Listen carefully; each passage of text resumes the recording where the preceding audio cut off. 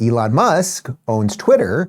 He is not a fan of diversity, equity, and inclusion. I want to start this off by showing you two tweets from Elon. He wrote this: DEI is just another word for racism. Shame on anyone who uses it. Yes, that's right. And that's in reference to a tweet by Bill Ackman, which I suspect we'll talk a bit more about Bill Ackman throughout the week. But let's just move on to the next tweet from Elon. He wrote, discrimination on the basis of race, which DEI does, is literally the definition of racism. And of course, that is true. There is no such thing as reverse racism. If you don't like white people or you won't hire white people in the name of DEI, you are a racist.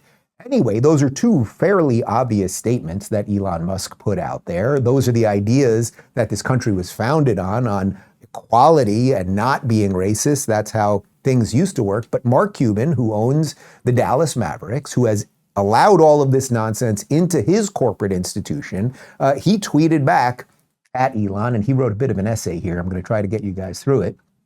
He wrote, let me help you out and give you my thoughts on DEI. Number one, diversity. Good businesses look where others don't to find the employees that will put your business in the best possible position to succeed. You may not agree, but I take it as a given that there are people of various races, ethnicities, orientation, etc., that are regularly excluded from hiring consideration. By extending our hiring search to include them, we can find people that are more qualified. The loss of DEI-phobic companies is my gain. 1A. We live in a country with very diverse demographics. In this era, where trust of businesses can be hard to come by, people tend to connect more easily to people who are like them. Having a workforce that is diverse and representative of your stakeholders is good for business. 2, equity. Treating people equally does not mean treating them the same. I made the mistake for a lot of years thinking it did. Equity is a core principle of business. Put your employees in a position to succeed. Recognize their differences and play to their strengths wherever possible. It is not a hard concept, but it is not easy to implement. Most workforces don't have the depth of management to do this well. When it's not done well, it can create tension and resentment. 3, inclusion. One of my favorite sayings is that great employees reduce the stress of those around them. Great companies create environments that reduce unnecessary stress of their employees. I'm not talking hitting quota or getting the product out of the door stress, which in turn increases productivity. This is what inclusion is all about, making all employees, no matter who they are or how they see themselves, feel comfortable in their environment and able to do their jobs. Again, it's not easy. 4, why DEI is like healthcare. One of the lessons I've learned in healthcare is that most CEOs don't know and don't really want to know where their healthcare benefit dollars are going. In their minds, it's not part of the core competency of their business. As a result, they waste a shitload of money on less than quality care for their employees, and more often than not, it's their sickest and lowest paid employees that subsidize the rebates and deductibles. Sicker employees have to pay to their deductible, healthy don't. So what does this have to do with DEI? Like healthcare, DEI is not seen as a core competency in most companies. It's just a huge expense. Intellectually, they see the benefit of DEI, but they don't have time to focus on it. So it turns into a checkbox that they hope they don't have to deal with beyond having HR do a report to the board and legal tells them they are covered. Don't worry, I'm almost there, guys. When anything that impacts all of your employees is pretty much a checklist item to the CEO, there is a good chance that it is not going to work well, and you are going to have employees who are not comfortable for a lot of different reasons, which in turn creates resentment towards DEI policies and training, which in turn makes it harder on the managers trying to implement it. When companies do DEI well, you see a well-run, successful company. So what's the conclusion? If you don't think there is a need for DEI and it doesn't create a competitive advantage for your company, just look at the X post replies quotes below. These are the same people that work for you or your coworkers. Everyone is entitled to their point of view, but these same feelings, even if they are not said out loud, are heard loud and clear at work. Okay, before I get into my response, Phoenix, what did you call that when someone gives you just like an essay? When you say something very simple and they give you a long essay in response, what did you call that? College. That's the liberal college girl response, right? Elon Musk wrote like two tweets there, but like one-liners. And that is just the long ass explanation. I responded to Mark, and I think if I dare I say, I whittled it down fairly well to the problem of what his essay was all about. I said, Mark, you are defining words in a way nobody else does, and certainly not how they put them into practice. He did respond. He wrote, well, we disagree there. These are things I do my best to put into practice.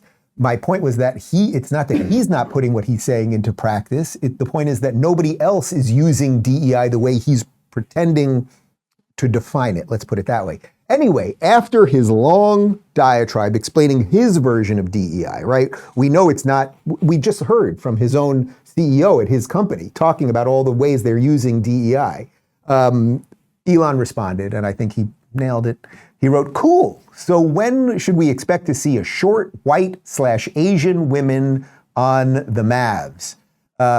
Which is a good point, because I don't think there are any short, white, or Asian women on the Dallas Mavericks. Mark Cuban responded to that. He said, since this seems to be the most common response, let me address it. DEI does not mean you don't hire on merit. Of course you hire on merit.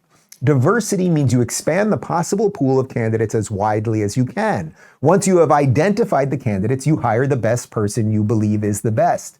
What makes the whole "what about the players" comment ridiculous is that it presumes that all positions are hired based on some quantitative rather than subjective version of merit. They aren't.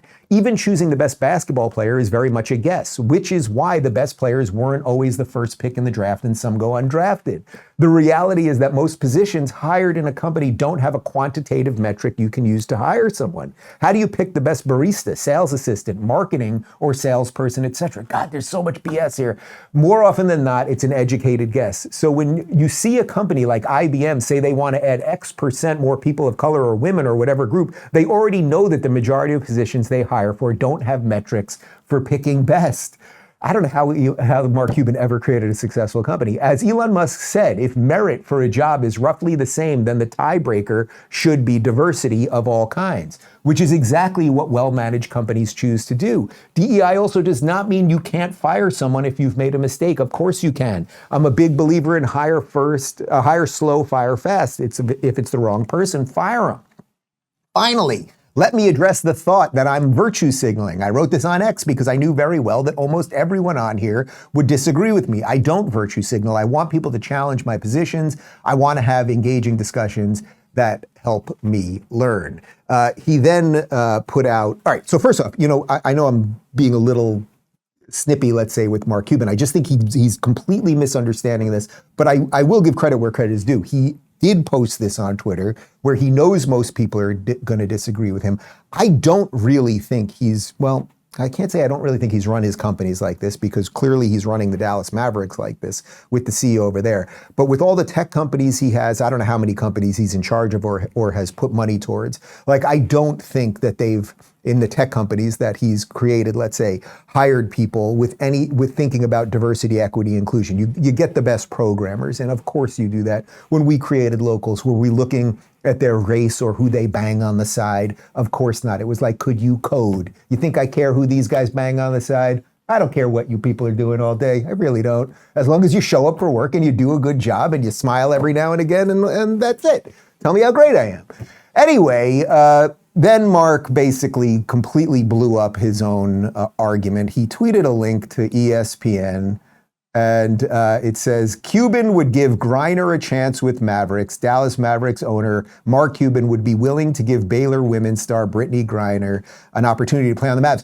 The problem is, Brittany Griner would never make the Mavericks, and it's because she's a woman, right? We all know that. There's a reason that the WNBA exists. It's nice that girls like to play basketball. I went to high school. I'm a little bit older than her, but I went to the same high school as Sue Bird. She is thought of as the greatest female basketball player of all time. I played a couple of times with her in the park, and she was pretty damn good, but she wasn't better than most of the guys, and she could have never made it to the NBA. So is it fair to say Brittany Griner's the best female basketball player right now? No, who's the best? Diana Taurasi, but she retired, right? Yeah, Brianna Stewart. Look at this guy. He knows. God bless you for knowing the names of several female basketball players. The point is, nobody knows their names, and it's fine that girls like basketball. I love basketball.